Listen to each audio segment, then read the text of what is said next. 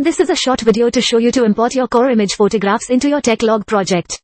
So the first step, we want to open up the import buffer. So we find that under the Home tab under Project, we have Import. So opens up the input buffer for us. This is the wizard that allows us to import our data. What we want to do under this drop-down menu of a few different options. We wanted to select Images, Import Wizard. So what this does is brings up the Image Import Wizard, which allows us to bring in our correspondent photographs as one complete file. So I'll select this option. They are happy. We are going to click on the folder and we are going to navigate to the file where our core images are saved. So here in my core images, the first thing to notice, my files are saved top depth, bottom depth. This is important for just a second. But for now, I'm going to select all of my core images. When I'm ready, I'm going to click open. This opens up the wizard for us. So what we'll see here, it's picked up the name model as top depth bottom depth, which matches the files we have. We also have these other possible patterns, meaning, we can name our file slightly different, and we're still going to be able to pick up the naming convention. Little also help Techlog put the files in order. Here we have the option to copy all images into the project. What this does is creates a physical copy in the actual Techlog project. So if we copy the images in this mix of project, a larger file size, however, it's faster because the images are in the project. It's not linking to elsewhere on the computer. We are going to select this option. We also have the option to convert all images into 8 color B. What this does is reduce the image quality. However, it uses less file size.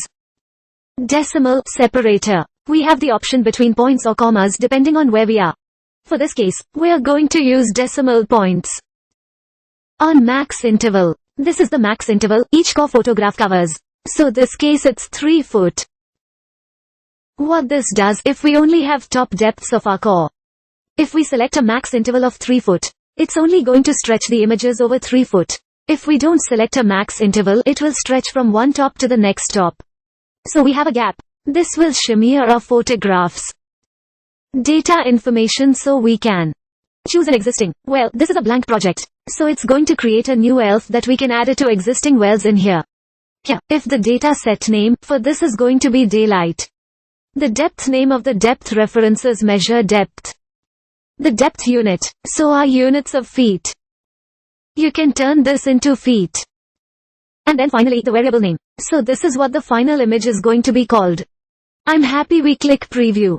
And in this box here, we have an example of our core photograph.